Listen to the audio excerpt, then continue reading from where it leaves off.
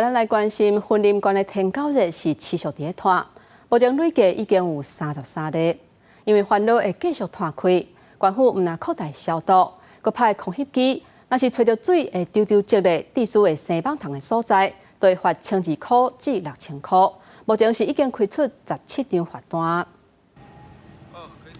环保局人员操作空拍机，对天顶、伫社区内面巡检，若是亭内面或者是树林内面有发现可疑的积水容器，空拍机随背壳机来确认，结果通知地面人员去现场检查，果然发现伫咧桶仔内面有蠓仔幼虫水栖。这是有你这份倒出来的，我拄刚有录影。即摆这有蠓虫，你看这个有哦，这拢是绝绝啦吼，你看这拢是啊。婚林馆15个新增加6例天狗日确诊病例，全部拢住伫咧郭家乡的荷包村。目前全馆累计有33例，因为荷包村是疫情热区，除了卫生局继续派人去访视卫教，并且协助疑似病例快筛。环保局也派空拍机一个稽查员对天顶加地面全面巡检积水的容器。某一些区域范围，我们不容易透过地面的巡查去找到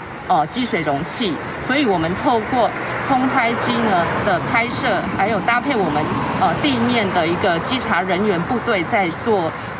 地面的搜寻。到目前为止，已经寄出17张的罚单。伊这罚是要罚偌济啦？1200块至6000。环保局讲，婚林馆14开始21天的强烈执法，但是伫疫情的热区发现有积水容器内面有水栖，是罚6000。那毋是伫咧热区内面是罚1200，希望民众赶紧将有积水容器内面的水清掉，除了未被罚钱，也避免被感染。